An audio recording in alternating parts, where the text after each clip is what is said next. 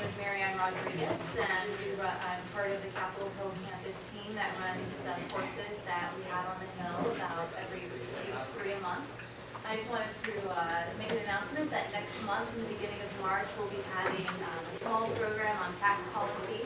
So be on the lookout for our announcements about that and other upcoming events.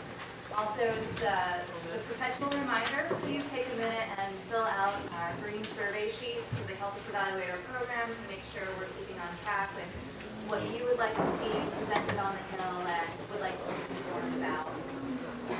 So those are just a few reminders, but today I wanted to introduce Dr. Thomas Clear, who is a senior economist with the Federal Reserve Bank at Chicago. His research interests include studying the effects of change in manufacturing technologies and also in regional development.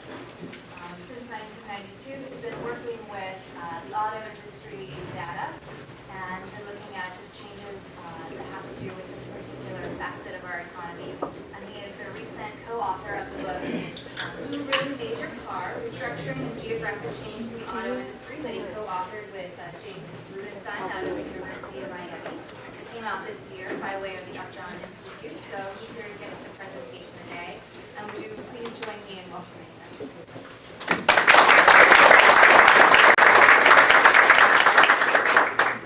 Thanks, Marianne, for the kind introduction. Hello, everybody. Thanks for coming.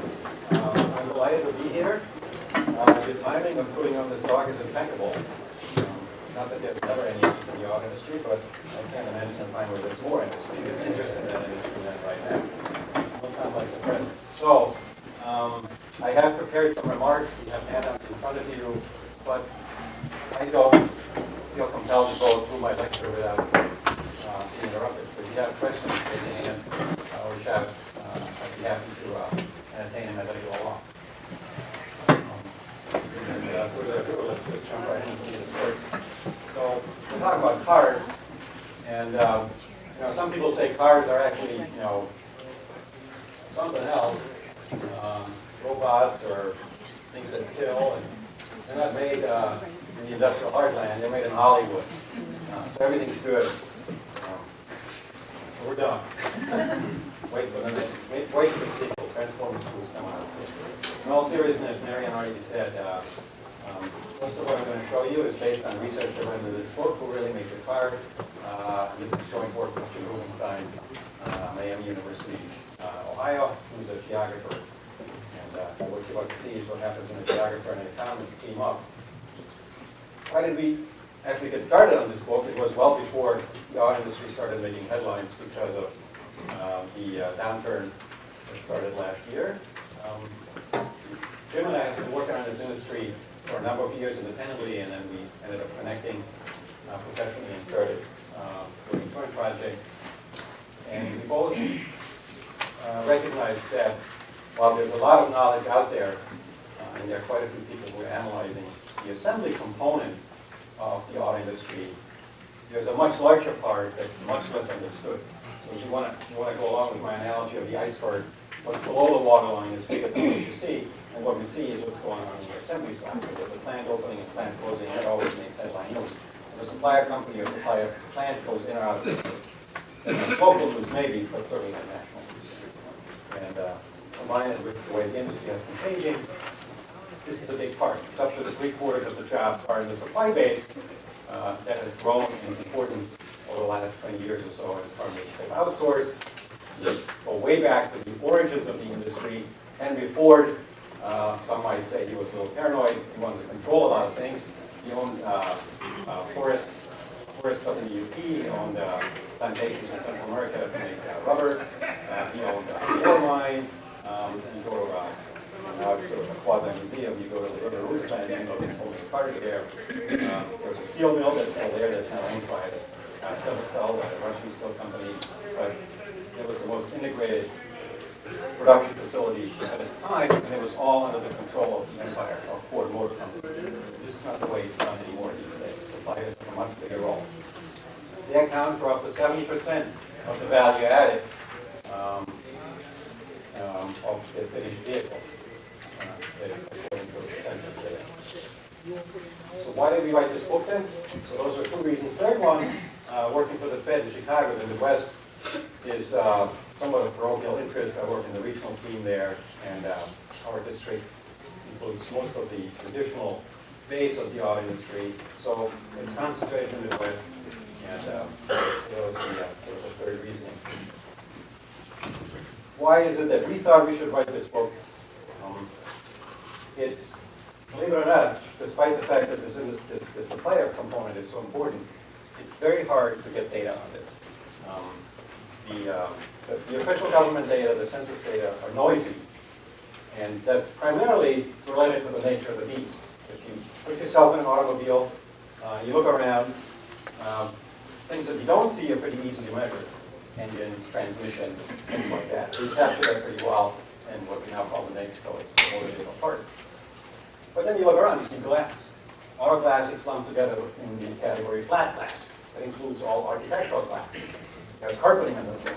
That's included in the same type of code that measures carpeting in office buildings, and so on and so forth. Tires, batteries are lumped together with other codes. So it's really hard to disentangle what exactly the extent of motor vehicle parts production is. So instead of trying to use the government data, we started a different route, and I ended up purchasing a database that's not put together for research purposes, and adding a lot of intern hours and a lot of my own hours to bring it up to snuff. And we think it's pretty good. It has plant level data with street addresses, information on what the products are that are being produced, and information on who the customers are. We added on information on our own and how old the plants are, what nationality the headquarters of the ultimate owner of the plant is. And for Mexico, US, and Canada, we cover over 4,000 individual plants. So that's the basis, the empirical basis for the work that we're about to show you. And I'm also going to give away the main findings in case we get sidetracked or you have to leave to go somewhere else. So there are 3 points I'd like you to leave you with before I am done. The geography of this industry has been changing for some time. I'm going to illustrate this with a series of maps that we don't have to talk that much. Supply chains are regional creatures. They're regional in nature. And today, parts that go into motor vehicles are sourced globally. All right. I mentioned maps. This is the first one. The first segment of the rest of the talk, I'm going to concentrate on the part of the industry that is rather well known, as I said up front, the auto assembly component. Right? So what do I show you here? I show you sort of the Landsat picture of the auto industry. Oh, there it is. Okay. So what do we see? We see a lot of color on the eastern half of the United States and not much in the western half. We see an industry that's extremely strongly integrated across the US-Canadian border. You'd be hard-pressed to find where Michigan begins or ends and Ontario begins. The symbols, the stars that are black are light vehicle assembly plants, and the orange dots represent these 4,000 plus supplier plants. And the more dots there are in a spot, the bigger they are, they bleed into one another. This is all at the zip code level. So we have a heavy concentration in the eastern half of the United States. This region we end up referring to now as the auto corridor. There are some thick splashes of brown along the US-Mexico border. These are the maquiladora plants. And then there's a significant part in the interior of Mexico, a significant part of the auto industry. I should say something else about this map. This is a forward-looking map. That is to say, all announced plant openings and plant closings as far as the black stars are concerned, I've put in this map. So in St. Paul, in the Twin Cities plant of Ford, they still make the Ford Ranger. In fact, they gave that plant another year, and gas prices went up last year. It's the smallest truck that Ford makes. I've taken this plant out because it's announced to close. Can't tell you exactly what years, but it's going to shut down. And the East Coast is down to one plant because there are a couple that are still open. They're also closing. And on the flip side of the coin, I've put in the VW plant in Tennessee that's currently under construction. And the Toyota plant in Mississippi, which is currently mothballed, is also in. Right? So we see a heavily concentrated industry Now I'm going to zoom in on this auto corridor. And the symbols stay the same. You have assembly plants, I added the interstates, and you have the suppliers. And this is the illustration of what we call the auto corridor. It's a region that extends north-south. It's defined by, in the north-south direction by the interstates 65 and 75, and extends east and west, by maybe 50 to 100 miles. And then if you look at the east-west highways, you can think of this as rungs of a ladder. And some companies are actually aligned in their operations to use this east-west transportation network as well. Ford has its largest North American production facility in Georgetown, Kentucky, right here. They have an engine plant in Buffalo, West Virginia, I think. And then they have a plant in Princeton, Indiana, right here. So they can run their trucks, some of them east, west, on one of the ladders, one of the rungs of the auto corridor ladder. Did I say Ford? I'm sorry. I meant Toyota. You can see it, I guess, I hope somewhat, that interstate transportation in this day and age is one of the single most important location criteria for plants. When you think of inbound freight, almost all of it runs on a just-in-time basis, and rail cannot compete with just-in-time windows the way they are being set in the industry, 15, 20, 30 minutes. They can't compete. So most of the inbound freight comes by truck. And then, when you have major roads, I only put the interstates in here. There are many other roads that could have been here that technically are not interstates. And you often see things like that where the locations of plants, there's like pearls lined up, on a string. Interstate and road transportation doesn't matter. Road transportation infrastructure is extremely important. For outbound freight, it's a little different. It's about 50-50. About half of the finished vehicles get loaded on trucks, and then they're delivered across the road network exclusively, and the other half goes on rail cars, and they get shipped across the country. So here's the auto corridor. And, let me go back to this first map for a second. I want to talk to you in the next few minutes about how the geography, how did we get to this point where we are today? I'm going to talk about this in two segments. First, I'm going to talk about the changing geography of the black stars, the assembly plants. And then the second part, I'm going to talk to you about the changing geography of the assembly plants that are intricately linked to where the assembly operations are. Now, there's one part of the assembly geography, the changing assembly geography, that I don't have maps for. I'll tell you about it anyway. Auto assembly plants didn't always used to be located in the center of the country. The industry started out in the Midwest because you had the talent, you had the resources, you had people that knew, they were skilled in bending metals. When you look at pictures of the first cars, they look like horse-drawn carriages without the horse. Somebody had figured out to put an engine, a little motor on it. You had the Great Lakes system, you got iron ore, you got steel making capability, and you had the knowledge to shape the steel. As the industry took off subsequently in the 20s and 30s, somebody in Henry Ford's senior staff figured out that there's a national market, of course, for these vehicles.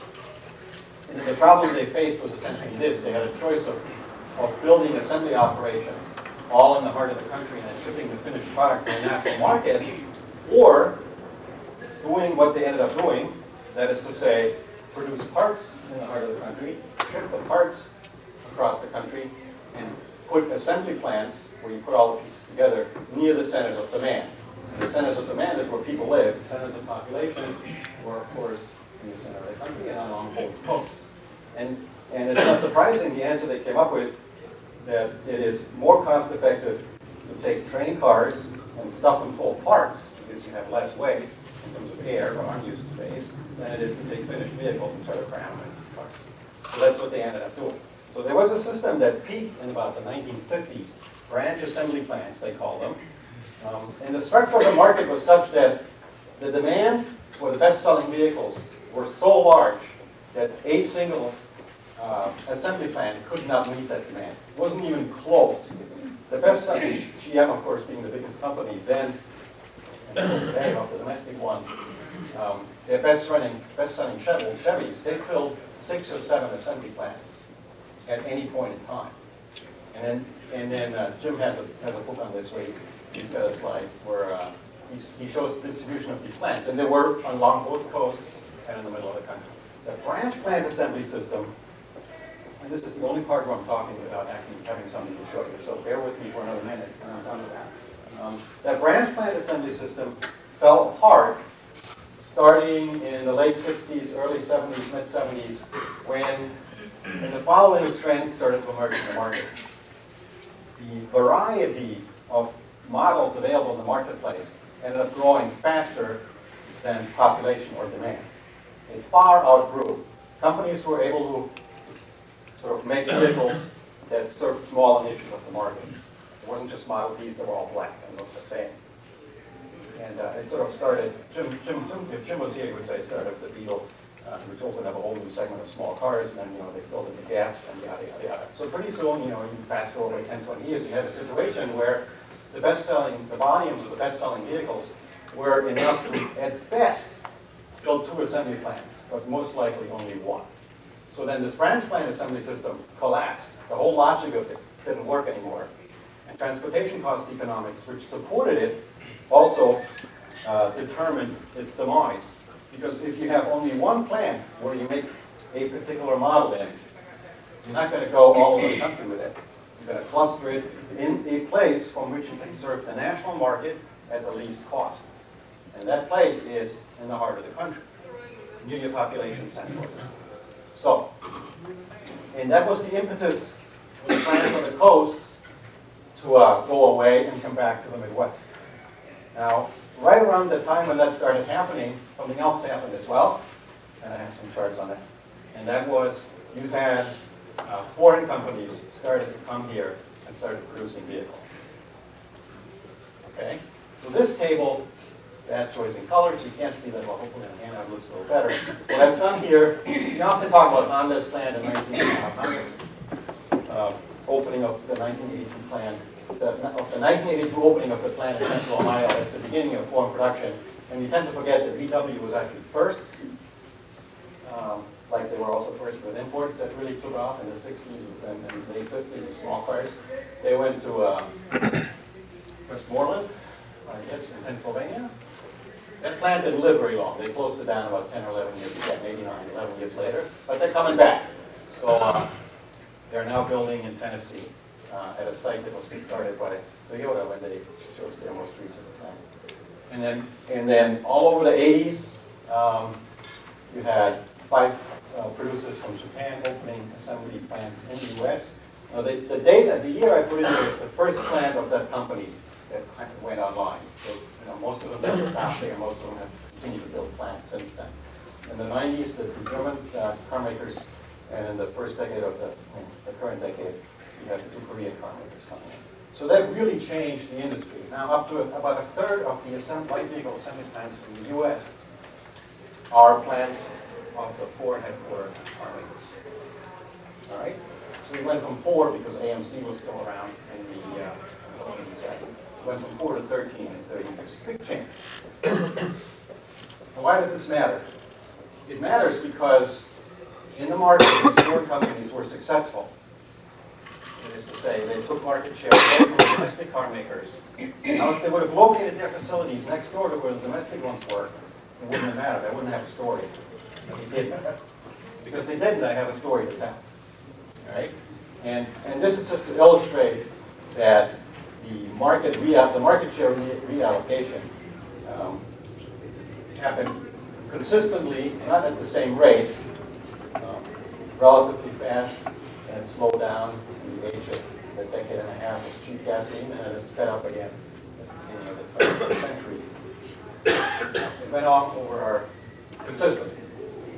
In the next series of maps, I'm trying to show you what that did to the geography of motor vehicle production. Again, this is the assembly component. We'll talk about parts later. I'm using, so the first thing you notice, I chopped out the eastern half of the United States. I'm not trying to offend anybody, but the reason I did this is because it'll make for better maps, and I'm also not leaving out much. I showed you this for the big map and everything on there. Right? That's number 1. Number 2, I don't show you the little stars anymore. I show you something else. So let me spend a minute explaining what underlies what methodology I draw on the color in these counties. These maps are based on individual counties, that's sort of the faint outlines here, and I perform the following exercise for every county in the eastern half of the United States.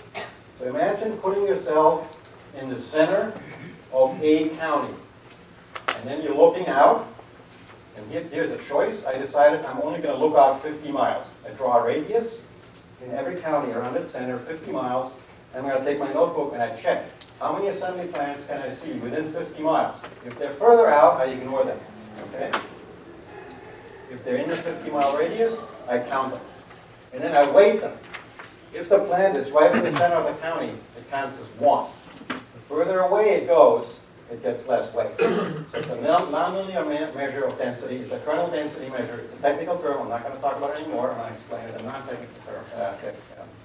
So that's what you do. And the reason I like this measure is because it gives you a way to illustrate the density of the assembly operations. Okay? And I do this for every county. And in fact, I go one step further. I don't count assembly plants. I actually count assembly lines. When you build an assembly plant, with very minor exceptions, they all have to be the same minimum size. The rule of thumb is when you build a line, you staff it with 2 shifts, and you can make about 200,000 vehicles a year. Okay. Much smaller plants than this don't make sense, with a very small exceptions. The Corvette plant is different than a couple of others, but all the others follow that rule. That's a minimum efficient scale of motor vehicle assembly. However, just because you have one line in a plant doesn't mean you stop there. And there are examples where basically under the same roof, if things are going well, a company decides to expand that facility by adding a second line. That's what Toyota did in Georgetown. And this will show up. If this happens, you add a line or you take one away, the color either goes darker or lighter. All right, so we're doing presence of assembly lines, and I want to measure the spatial density, the concentration across space. That's why I use this way of accounting for this. So what do we see? This represents the assembly density in the year 1980, where there's white space, there's no assembly line activity. Okay, we don't make motor vehicles there. The dark, when there are colors, that means there is some, and the darker the color is, the more constant, the more activity there is. Okay, because you could count more than one, for example, in the Wayne County area, the Chicago area, there's more than one assembly plant and more than one assembly line, and it gives you the darker colors. Right? So the darker, the more activity. And what this does is this gives you the okay. This doesn't look a lot like that auto corridor picture. In fact, I would try to argue it resembles something that's much more reminiscent of the old manufacturing belt, which featured a clear east-west extension enveloping an area that sort of starts in Chicago and going upstate New York, right around here. That's the center of manufacturing, the historic center of manufacturing in the U.S. And the vestiges of this manufacturing belt could be seen in 1980 even. When you look just at auto assembly of motor vehicles. Right? Okay, now what I'm going to do is I'm going to flip forward by 10 years. I'm going to stop along the way to talk a little about this change, and I'm going to go back and I'm going to show you a little movie by going through the 4 slides without saying anything, and you can watch the changes as they happen on the screen. Okay, so now we jump to 1990. Same methodology. What do we notice? We notice things filling in right here. Central Ohio, there are now 2 plants from Honda. GM built a plant in Lafayette. The East Coast starts to hollow out a little bit. All right, now we go to the year 2000. That's when we start seeing activity in Mississippi, Alabama. East Coast gets even thinner. And then we go to what I call 2008 plus. I don't have anything in here that relates to these business plans that have been submitted. While they're talking about number of plants that they want to close down, they don't give any locations. So I can't put it in quite yet. But it's forward-looking again. All right. So let's go back, just because it took a while to put this together. I'm not going to say anything. So just think of this as a little movie. And consider that 1980 isn't that long ago. We're talking about just under 30 years. In an industry that, when you think about the geographic footprint, If I would have taken a poll at the beginning of the lecture, my guess would be that most everybody would have thought that this is a pretty stable industry. So see how much the geography changes. Middle is filling in, the auto corridor emerges, and what's on the East Coast, a lot of it is still there in 1980, slowly but surely disappears. All right, so there we are today. Okay, so that was pretty cool. Now, let's do some analysis. Let's do some analysis for this, all right? I have some information. Let's work with this. One thing I can do, I can say, okay, which of these are Detroit 3 operations? Which one of these are operations of the foreign competitors that are producing here? All right, let's do that. Let's take it apart. Domestic on the left, foreign, which is another way of saying domestic because they're here, is on the right. Okay, now sorry if I'm blocking your view. You probably couldn't come up with a picture that has less overlap. Look at this, and you tear this apart, and you come up with these slightly overlapping elements. This looks a lot like what happened in what the picture looked like in 1980. There's still a lot of east-west here. And this is about as tightly concentrated as you can get for building an auto corridor north-south without stepping on each other's toes. All right? Now, I can ask another question. I can go to this piece here, and I can ask, how did these guys look like in the year 1980, just the domestic, Detroit 3, okay? And that's what I'm doing right here. Now the difference here across time is not as drastic, but notice how the operations on the East Coast start disappearing. What is in the center remains, even though there's some thinning out here in the Chicago area. The Twin Cities plant I talked about already, that's going away. So I would characterize this as retreating to the base. If you have to trim back because your market share is shrinking, you're trimming on the periphery.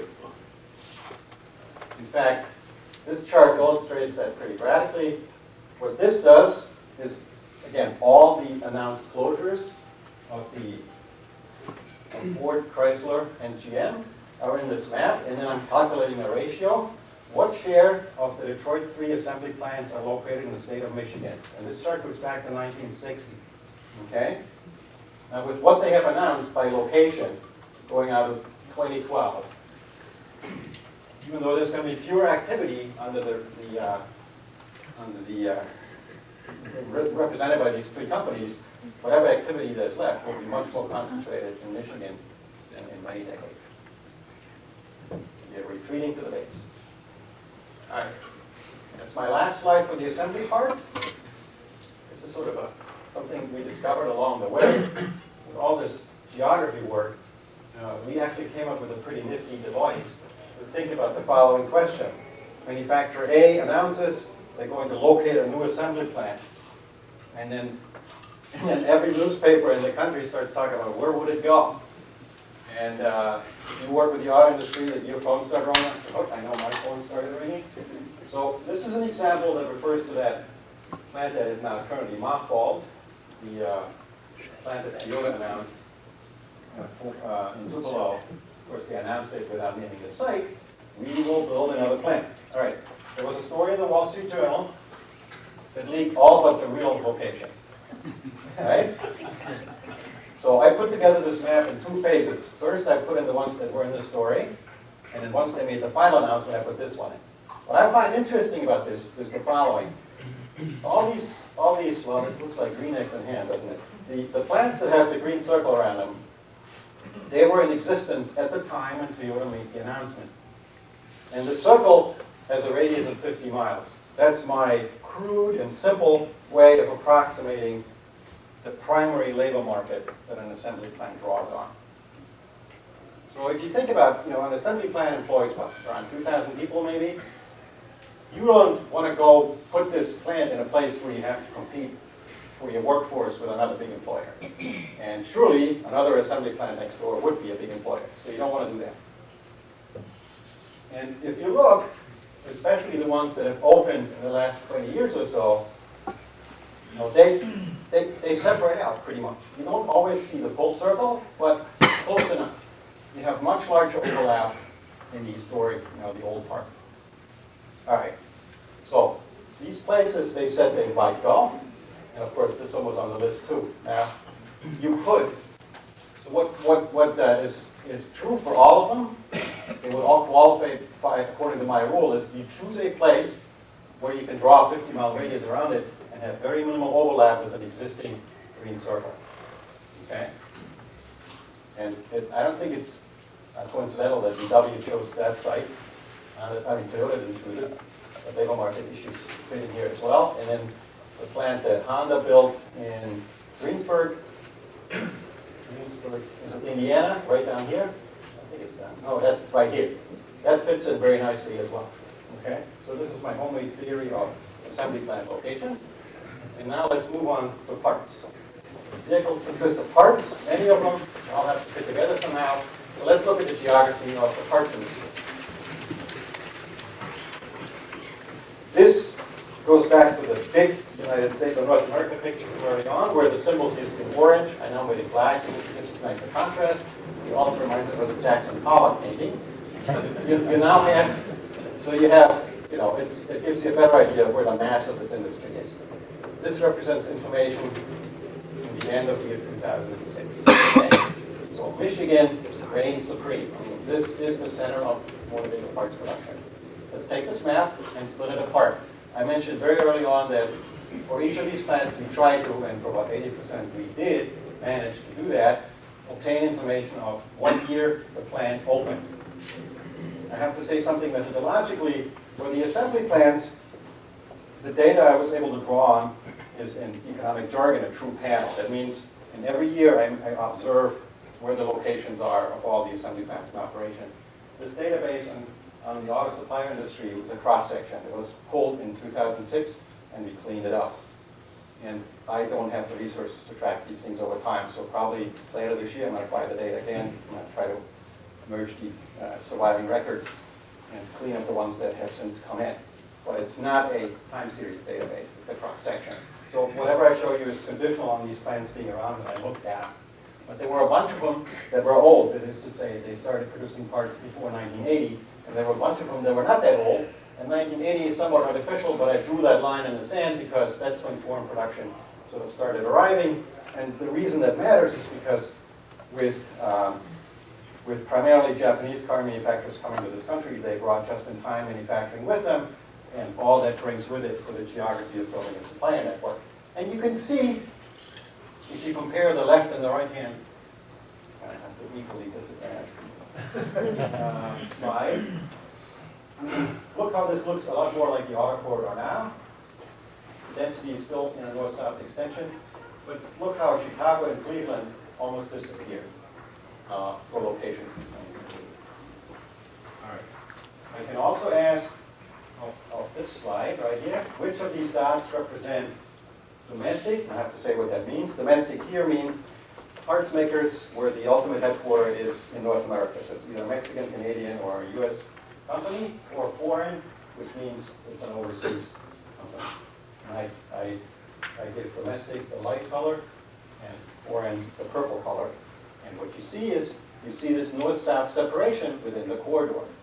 And of course that makes sense if you think about that. If you come in as Honda and Toyota, you bring some of your traditional suppliers with you, and they would locate near where your assembly plant is.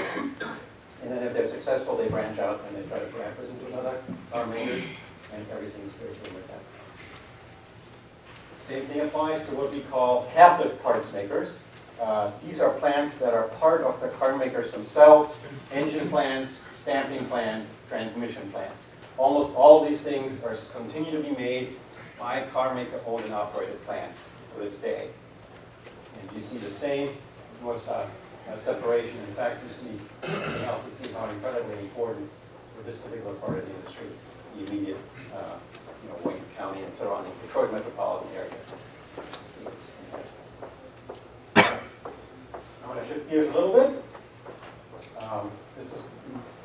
We can do something interesting with this data because I know for these individual supplier plants who their customers are. Now, unfortunately, I don't know which assembly plant their customer is.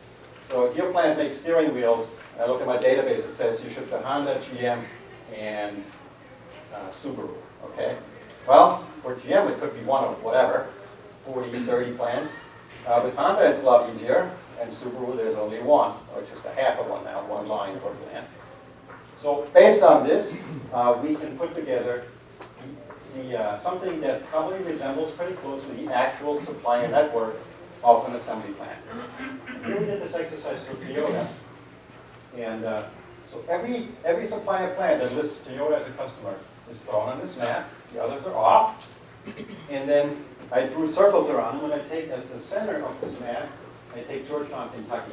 Not because it's the only plant that Toyota operates, it operates a bunch more, but it's the biggest and the first independently owned and operated Toyota plant after they had the NUMMI joint venture with GM out on the West Coast. All right? Now, what I don't know is if each of these suppliers ships directly to the assembly plant. In fact, I have a strong suspicion that they don't. I can't tell you what share does, what share doesn't. Some of them are tier 2 suppliers, like this plant might ship to this plant, and then this plant ships right here. But that doesn't matter. What I can do is I can use, for what I want to tell you, it doesn't matter. Of course it matters, but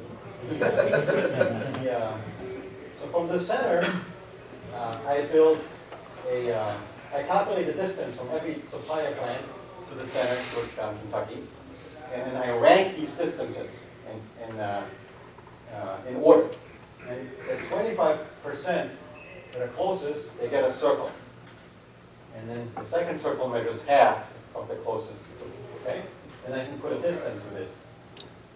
So half of Toyota suppliers are within just over 300 miles. 3/4 are around 480 miles, which is very close to the distance that people in the trucking industry tell you can cover within a day. Between 400 and 500 miles. Unless you go for Chicago, then it's less. But they don't have to. Hardly anybody has to go for Chicago for that. All right. So this is a state-of-the-art, just-in-time supply base, supplier network. It's a regional construct. And it looks a little different for everybody because some of them are better able to force this just-in-time constraint in their supply base, some not because they deal with more historic situations. But supplier networks are regional animals. I'll give you one more example. This is Saturn, which had an interesting problem. It was placed about as far away as it could from the mothership in 1985.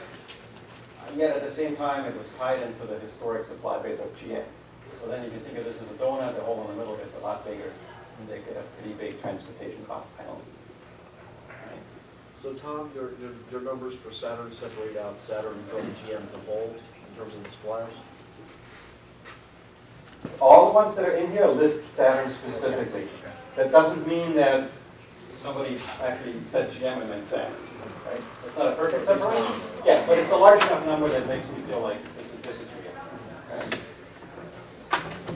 So I want to take this one step further. Supplier networks are regional, and this is a question that has come up time and again in the last few months. The question of what were to happen if one of the car makers went under, or maybe more serious difficulty than they already are. How should we think of these possible domino effects rippling through the supply base? Well, I have 2 slides on that, and they go to the point that there are linkages that go on at the level of the supply base. If you take the best-selling car last year, which was Toyota Camry, and the best-selling truck before that F-Series, I guess, then these 2 vehicles share suppliers for the same parts. I just listed 4 of them. The headlights, brakes, carpets, and seats are not all made by the same company, but the seats for the Camry and the seats for the F-150 are made by the same supplier. It's Johnson Controls, yes. The major part to all these cars is chassis. Do they share, like, does Delphi make Toyota chassis as well as GM chassis? Well, the chassis actually consists of a bunch of stuff. But it's the major. By weight, maybe, but not by value. The engine is the most valuable piece. Powertrain, engine and transmission.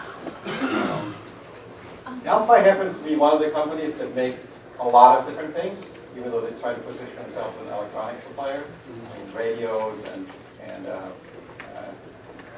XM radio and whatever. They make a lot of electronics parts, but they've been slimming down tremendously. So if you would have looked at the footprint of Delphi and their product structure, less than 5 years ago, it would have covered pretty much the whole spectrum. And that's sort of a function of where they came from, right? But I'm sorry, I'm getting away from your question. your question was, do they share more suppliers in certain segments? I mean, they obviously their major supplier is GM, Yeah. but, I mean, just like Ford chassis, I don't know who makes them, but, I mean, is one chassis company making them for all these different car companies? No. So Dana, for example, makes something that's a big chassis supplier, meaning the frame, right? There are other chassis parts that I think of part of chassis, like brakes, wheels, tires. There's a whole plethora of suppliers for these. So not one company makes every single part of the chassis, right? But the point of this is that there are, you take a random part and you look at competing products, chances are the same company makes that part for both. Okay, so that's number one. And number two is, you can look at this at the company level, and we're able to get at this quantitatively from this database. I can count how many customers each supplier plant lists and calculate an average. Now, I don't have information, I'd love to have this, but I don't, and I don't think anybody else has it either, so I don't feel too bad. But I don't have any information about how much of their product goes to each of these customers. I have to treat them all the same. Okay? But with that in mind, the average supplier ships to 4 different customers. And I've already thrown out the John Deeres and the Caterpillars of the world. I'm talking about 4 different car-making customers. Right? So that's a number that's maybe higher than you would have thought. I think it's pretty big. But there's another way to think about this: is I can get away from this problem of not knowing how important each customer is. So I look at customers to the new domestics, the old foreign, the Hondas, Toyotas of the world, and their supply operations here. And I ask, what share of the suppliers in my database ship exclusively to foreign-based car makers that produce in North America? And it's only 12%. Right? That's a pretty low number. It seems to be another way of illustrating how interlinked these things are. And then you can do one more thing. I ask, of suppliers to the Detroit 3, that's to 100%. Now, what share also supplies to Asian car makers? It's 42. And about 15% supplies to Europeans. Keep in mind there aren't that many. There's BMW, Mercedes. VW is big in Mexico. Okay. It does some, but anyway. And then I want to end this, so I don't run out of time, with taking the idea of linkages in the supply base beyond the country borders. I'm going to tell you a little bit about trade flows in the motor vehicle parts industry. We've had a long tradition of imports growing faster than exports. Forrest has looked at the 08 data. I haven't yet, but the trade balance actually fell, I believe. I know imports in nominal terms. Where do the motor vehicle parts come from? Well, let me say this. About a quarter of motor vehicle parts used in assembly plants in the U.S. are imported, and about a quarter are produced in the U.S. by foreign-owned parts plants. Just as a rule of thumb. So where are the imports coming from? So that chart represents about a quarter of parts that are used in motor vehicle production. Mexico and Canada, the NAFTA partners used to be tied in first place, and Canada has been, for the last 10 years, on this step-by-step decline. Mexico is holding its own. And the other big story is the one of China, which has gotten a lot of press, growing at fast rates, albeit at a small base, but did manage to eclipse Germany a few years ago. And I know China grew again as a source of imports in 08, and none of the others did. What are we importing? The point of this chart is we're importing pretty much anything. It's not just labor-intensive parts, it's also high-value parts. You can see in the trade data when BMW and Mercedes start producing vehicles here because they start importing engines and transmissions from Germany. Just a couple of things. What did I do? I only show you Mexico as the first color for each set of 4 bars. Canada, Japan, and the rest of the world, a term conveniently and frequently used by economists. So in electrical, Mexico leads anybody else. Okay, so wiring harnesses is the story here. They went down to the maquiladora plants many years ago. It's a very labor-intensive part.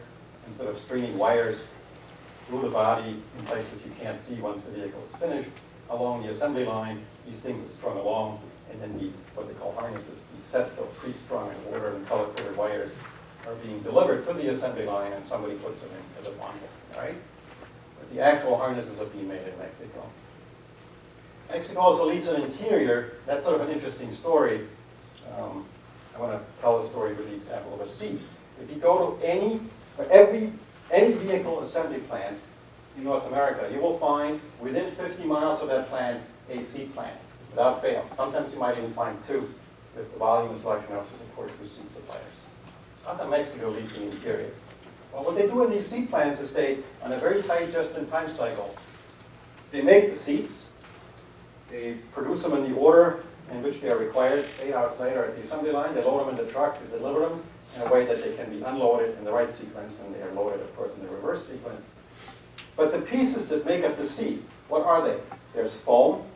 I went to the auto show in Chicago yesterday with my kids, so sometimes what they do is they give you a cross-cut. So there's a metal wire in the back of the seat and at the bottom, and then it's surrounded by a couple inches of foam. There's fabric on top, and of course there's the metal frame of the seat itself. None of these things are made in these seat plants that are dedicated to auto assembly plants. They're made somewhere else. There are maybe a half a dozen of these plants, and the majority of them is in Mexico. You have huge economies of scale. You make these pieces and you ship them, and then they get put together and sequenced in the seat plants. Chassis, we talked about this, has become the most competitive major system. If you think of powertrain, electrical, chassis, body, interior, and then other, it's mostly generic bin parts like nuts and bolts. Brakes, tires, wheels have become very competitive, and the rest of the world leads anybody else at this point. Yes? Is this just for, is this all U.S. manufactured, or is it? This is all imports. All imports. So if GM's importing wheels from China, it shows up in this table, in this chart. Right? Same for Toyota? Yes, I can't. This is now government data. I can't tell where these imports go to, who uses them, but I know, when they cross the border what they are. Okay, and they are parts that are used in motor vehicle assembly. Yeah. So it's anybody. Yep. All right. Another way to show you how things have gotten more complicated is an industry publication called Automotive News. It started in the year 1994, putting out a list based on self-reporting. They list the 150 largest motor vehicle part suppliers in North America based on revenue. And Jim has a copy of that list. So we went in and attributed these companies by where the headquarters are to the major regions of the world. So 108 of these 150 in 94 were US-based companies. And the 07 list is the currently most recent one available. I'm not sure when the next one's coming out. They're usually about 6 months behind. And of course, when it comes out in domain, when it comes out this year, it'll be the 08 list. Sorry. The expansion in the Asian numbers from 94 to 2007. Is the preponderance of that going to Chinese manufacturing or other than Japanese headquartered nationality? No, this is mostly Japanese and then probably some Koreans. China is a small part of this. But you look at the changes here, and it's quite dramatic. Europeans double, Asians triple. Now, keep in mind, this is sort of reflected. This is like a Fortune 500 list, right? We're not tracking individual companies over time. So you might drop off the list because you're getting smaller than some of your competitors. You might still be around, but you're not on the list anymore. All right, and then my last slide, right before my time is up. This is just to illustrate, then you put all this together, that makes it a lot harder to think about what's domestic. What's a domestic vehicle?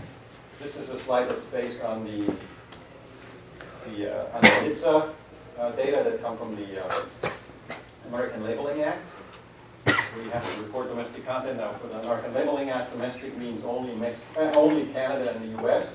So what I've done here is I've put together, this is for production weighting domestic content. So I start with all the car makers and I say which one of these produces vehicles in Canada and or the United States. And I'm only looking at these vehicles. And then for each of these models, I know what the domestic content is by way of the NHTSA data, the data that NHTSA has to collect. And then I weight it by the actual production volume. And then what you find is Ford, GM, and Chrysler together as a group, especially since 2000, when it's flat here, about the mid-80s, and then it drops off below 80%. We're currently updating this. I have a little trouble getting the data. And then, not surprisingly, the Ford companies in here produce over time. They'll pick up more pieces as the economies of scale grow. You don't just build an engine plant right away. As you work up your volumes, it then economically supports an transmission plant that usually represents a big bump in domestic content for a particular vehicle. But the point I want to make here is it's getting quite complicated to talk about what domestic means in the context of these global businesses. Those 3 points I made early on, so there's nothing new there. The geography has to change, and I hope I illustrated that the supply chains are regional in nature and parts are sourced all the way around the world. That ends my formal remarks. All right. Well, everybody. We will have some time for questions, so feel free to stick around and ask a question or just ask it to the group. But please remember to fill out your survey. It would be great. Thank you.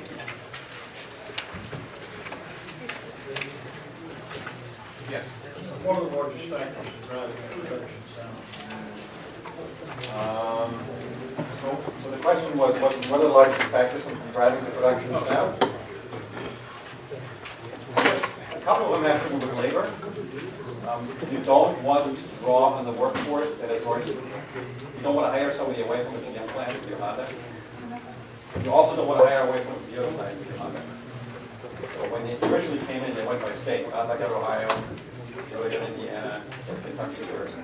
That's not true anymore, but that's one reason. So you also want to be away from the home, so that's why you go south. And you want to, there is a preference for locations that are supportive of just in time. You say you're trying to stay away from the major weather phenomena, like hurricanes and snowstorms and this, that, and other things. And what that all for that.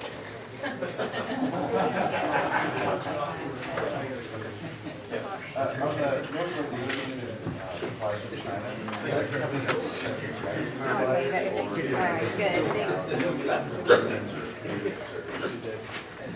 Well, the one that shows the biggest, I mean, the one that's declining while China's rising is Mexico, but it's I wouldn't, so it seems too tempting to be true, right, that it would be back to offset.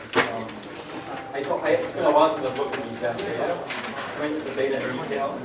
How's it going? Again, because we're pulling 2008 data. Yeah. We have to look at this by part. Where the growth is, where the growth is, where it isn't. But what's interesting about what has coming from China so far, when we looked at this, the Forest Nielsen knows the HBS codes, they're 10 digits. You can get more detail on traded goods than on domestically produced goods in the public domain. Right? I can give you a chart on the trade balance of the clock, the thing that locks the steering wheel. That's how much detail there is. So one of the things we noticed about parts coming from China, seats. I mean, they were dominating everybody else on seats. That doesn't make any sense. Because a seat for a motor vehicle is about the most just-in-time part you can imagine. You're not going any further away than 50 miles. So why would China play a big role in this? Well, the problem was we measured it at the 8-digit level, I believe, and then they're called seats. So the 10-digit level, it turns out they're child safety seats, plastic molded parts. All right? Okay? And then we started digging a little deeper. Most of the things that you've seen in the chart, now again, charts are always looking backwards using the data, and that's history, is aftermarket. Stuff that goes to Napa Auto Parts and whatever. Okay? So there's no direct competition with Canada in that sense, right? But they're all part of the same pie, and in that sense there is because it's volume, right? I forget which chart it was, it was share of the total or level, I can't remember now. So it's in the linkage is a little more indirect than you think. Right? I just add to that point, in China, a lot of those parts are, they're US-based companies or European-based companies producing some parts there, and then bringing them in. You may not really think of just a Chinese company Yes. sourcing parts that. Very true. I made the point for the other side, right? I showed you how the fabric of motor vehicle parts production inside the US has changed. But of course, the flip side is the largest companies, if you take the large tier 1 suppliers, they're everywhere. Johnson Controls is based in Milwaukee, headquartered in Milwaukee. They're in Asia, and then you're Ford Warner. You know, one of the reasons everybody loves Ford Warner is because they're much less dependent on the US as a market than many of their competitors. And yes, absolutely true. Absolutely true. And for the statistics, it doesn't matter if it's an import from a company that's headquartered in the country where they're importing it to, or if it's imported by a company that's truly a foreign company. It's all the same for the statistics. Yes.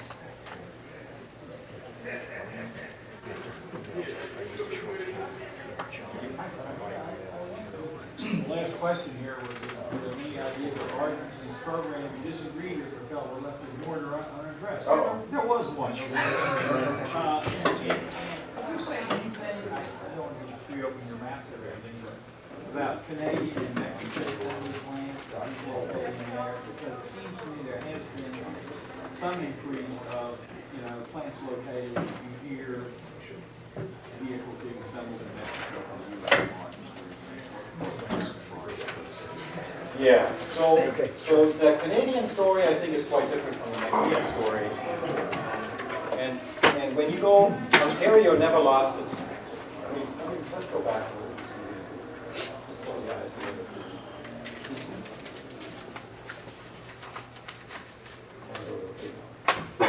This one right here, okay. So if you look at Ontario historically has been as important to motor vehicle production as Michigan, and historically it's because, Ford had, shortly after it became a real company, they started having operations on the Canadian side of the border. So the Detroit Three have always been integrated across the border.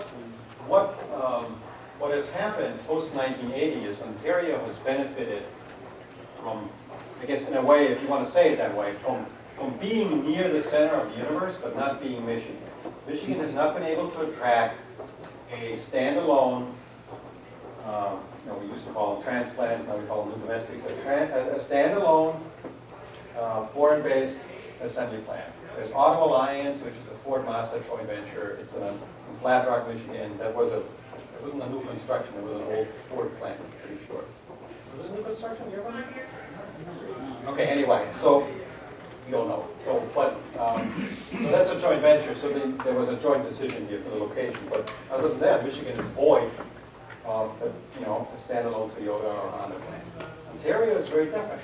They're about 50-50. So they've benefited greatly from attracting the new kids on the block. if you want to call them that way. Mexico is a different story. It's always been the question, is Mexico the place where the Detroit companies go to manufacture small cars to ship them to the U.S. market? If you look at what they produce in Mexico, so in other words, what's similar between Canada and Mexico is that both places have been important locations for the Detroit car makers. I think Ontario is a lot more important for the foreign car makers than Mexico is, as a location to manufacture and then sell in the U.S. Nissan was the first and for a long time the only one that had a significant operation in Mexico. But my understanding is that this is not exclusively to ship to the U.S. and Canada. They're thinking Central and Latin America as well. So Mexico can be looked at as the entry point to Central and Latin America. You don't want to go all the way to, Ford is in Brazil, so is VW, and so on and so forth. But the Central American market, you don't want to underestimate either. But if you look at what the Detroit Three are doing in Mexico, they're not just producing small cars. If you go through the product, plant by plant, and product, the Chrysler makes the Dodge Ram, I guess. They make it in Mexico. So I'm not quite sure what the logic is behind that, but it's not what is sometimes alleged. That is to say, because you would expect then, you would expect the size distribution, and the lower tail of the size distribution would expect it almost exclusively to be in Mexico. It's not the case. Cobalt is made in Lordstown, and then some trucks are made in Mexico. So I don't quite understand that. Some of them, I think, had to do with prior to NAFTA. There's a high tariff, 35% content, domestic content. The trucks were something that we supplied there, and Yeah. I think there's older plants that produced it. Oh, so Mexico counts as domestic for the chicken tariff then? Is that what? No, No. it's just in order to sell in Mexico prior to. Oh, I see. You had a high threshold of domestic Mexican content. I see. We produce trucks down there, there's a traditional plants there, and that's why. I see. So then, okay, so then what they make is products that are cheaper to make for the U.S. market, and by the same, and also products that the Mexican market is large enough for them. Large enough for them to Yes. produce. Okay, that's a good point. Yeah. Okay, that's okay. That would make okay. So when I look at my awards database, I actually break it out where the product goes. So okay, good point. Thanks. Does that answer your question? Yeah. All right. Yes, I have just a general question about the impact of subsidies. I'm talking about now state subsidies in Yes. location and how that's sort of, I would say, distorting. Rather than traditional economic factors, these are some big reasons why a company may choose location A over B Yes. within a particular region. I'm not arguing that they would be outside that region or that corridor, but Yes. With that constraint, I agree with you. I think that's where subsidies come in terms of making a difference. Is it on this side of the state border or on the other side? or on the border. Or on the border, yes, right, benefits and disbenefits are disproportionately located, right, but no subsidy can bring somebody to Utah. And there is nobody, except for, what is it, the airbag company has some operations out there. Can't remember now. Anyway, but there's no incentive, yes. So at the local level, or a little bit bigger than local, subsidies do matter. But that an early mover subsidy to get someone down in Alabama, and then that over time, and that's critical for Tennessee. So some subsidies are better than others, okay? Now you can look at this in terms of I think we actually have some a table like this in the book where we do, I think we borrowed from somebody else, we cite somebody else's table where they did an accounting of dollars per job created or something, right? So these things have actually varied over time. Not every subsidy package for an assembly plant location has been of the same order of magnitude. But following your suggestion, some of them have been better than others. And I think if you were able to think in terms of the outer corridor, right? Now, I'm not insinuating that people in Kentucky actually saw that. They may have just gotten lucky. But the Georgetown subsidy is probably one of the best ones that were given. Because Georgetown is in play as a supply base even for these tanks, right? Whereas, you can't ship. Toledo's too far to get to these guys on a just-in-time basis. But if you're here, you can do both, right? So there's clearly some dynamic that develops, absolutely, right? But does it make sense to shell out a really large amount of money for down here? It's no different from that end. You're at the fringe. In other words, you're curtailed. You're not going to get much over this way, you're not going to get much over that way, you certainly get nothing over here. And if you think in terms of the agglomeration of the industry, so some are better than others. The dynamic that's been interesting over the last 30 years is the industry region, if you will, pivoted around Detroit from the northeast down here, right? So if you either had the vision, the foresight, or were lucky enough to be with your subsidy to bring someone in earlier than they otherwise might have come in an area that continue to benefit from that pivoting, that's probably the best you could do. But for, let's say, the Mercedes, the Daimler truck plant down there, you wouldn't probably have the Honda plant, Lincoln, the Hyundai plant down there. That's true, but what makes me a little concerned is when they justify these subsidies, I think they go beyond those and they say, yes, and each of those is going to bring hundreds of suppliers to town, and that's just not the case. If you look at the Honda supply network before they went to Alabama, I think I think 75% of the existing suppliers were within just-in-time distance of the Alabama facility. They're not, they're putting in maybe a dozen, right? So if you factor that in other words, if your subsidy pays for itself just based on the other two assembly plants that you may be attracting, that's okay. But if you count on 150 suppliers to come to your larger community, I'm not sure that's going to work out. I mean, just look when you, at the argument, let's say, you know, originally when plants were located, there's resources. Yes. Steel, waterway, and that sort of thing. And then it became population center. Uh-huh. And then for reasons, now you can almost argue that the impact that subsidies would have, or initial subsidy would have on developing the region or changing that.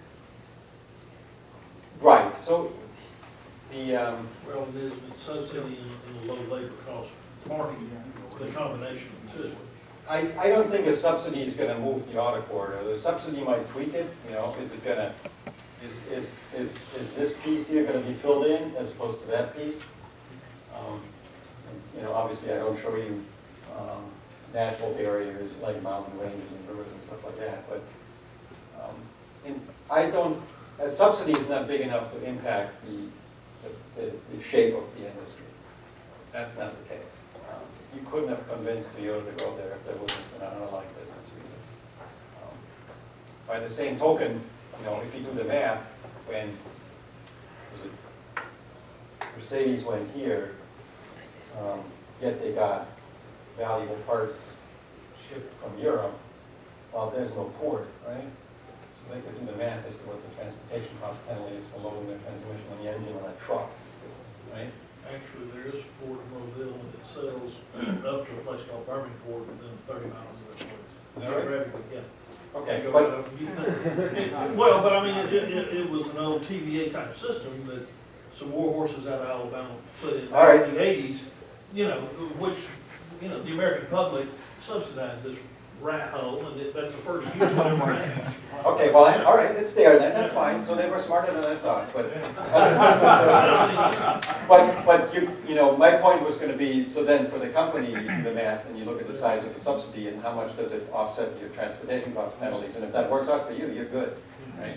You know, I would just make one of the suggestions that's interesting. I just thought of this. Tom and I have done this for many years now. And this involves an actual case, and it actually involves Illinois. And that is that if you subsidize foreign plants, or not necessarily foreign, new entrants, if you're in a state that already has a lot of auto plants, the guys who are there complain like hell. And in this one case, the company said, we've been in Illinois since 1990. What are you guys doing for us? And so the state had to turn around and offset the subsidy they gave the Japanese-owned competitor. They had to do something for the existing producer, who was a competitor of theirs, who was located in Illinois for a long time. Right. Similarly, you know, the more recent case, of course, in the well-known one, U.S. Steel has been battling to prevent Alabama subsidies for the Tyson Crook, which is an for automotive steel, basically, in Mobile, because they say we want that business from Mercedes, not have Alabama subsidize EK. So I think, you know, that is a problem you have.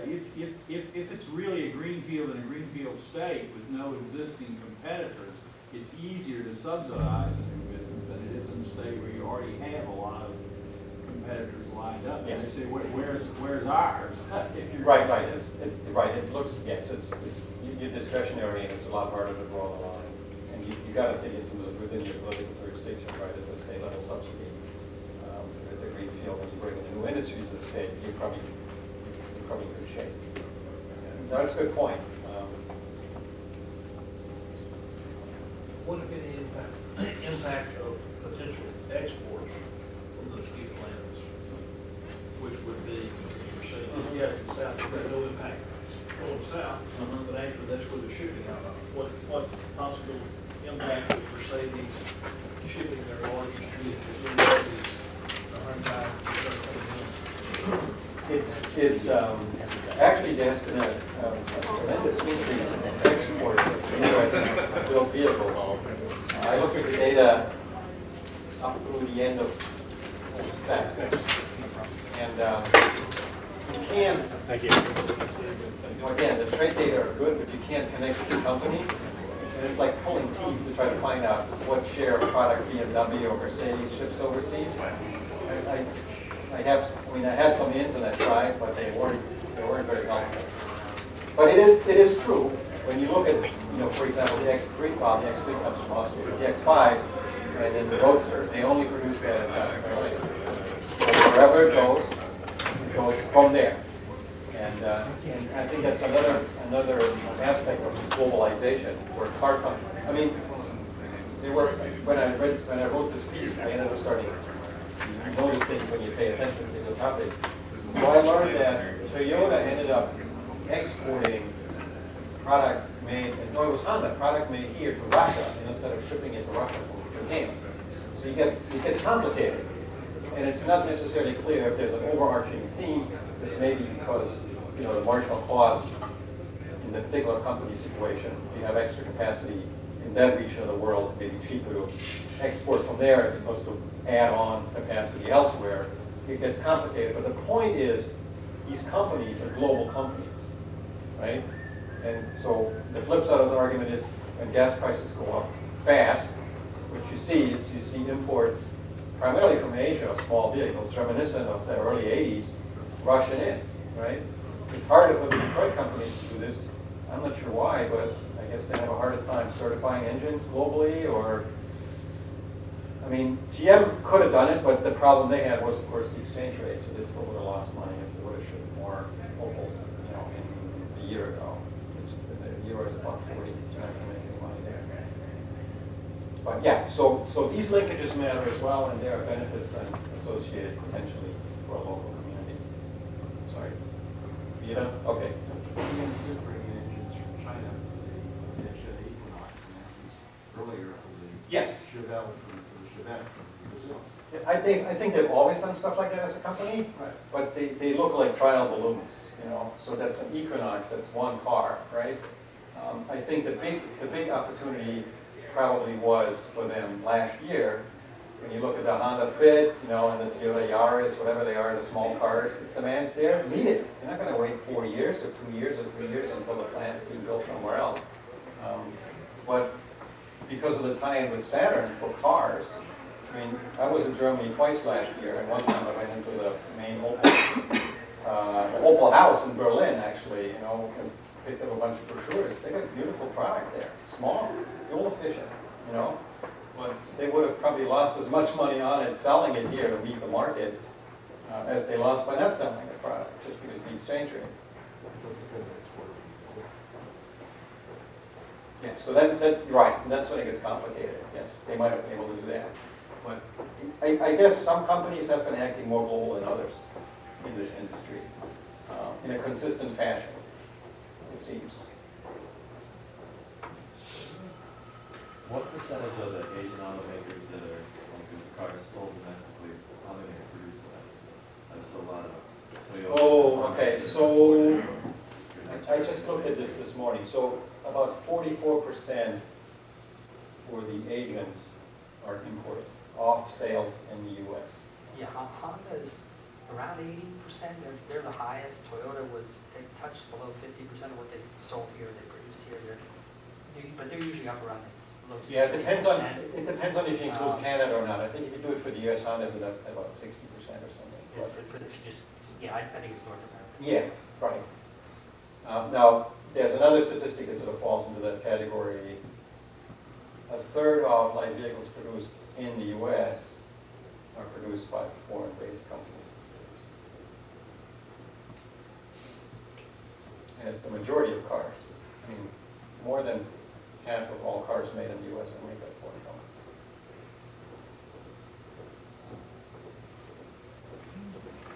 Yeah, it'll be interesting to see with the auto loan money and the Section 136 advanced technology, where you have Ford, for example, they build most of their mid-size cars in Mexico. Yes. There was definitely talk of building the smaller cars, which they do some down there. They're going to launch the Fiesta, which is but now now they're gonna reconsider building in the US because they'll get potentially $5 million in subsidies to locate here. And how that whole flip will play out will be interesting. Yes, so that goes back to your subsidy part. These things do distort. Yes. All right. Thank you all for coming. Great session.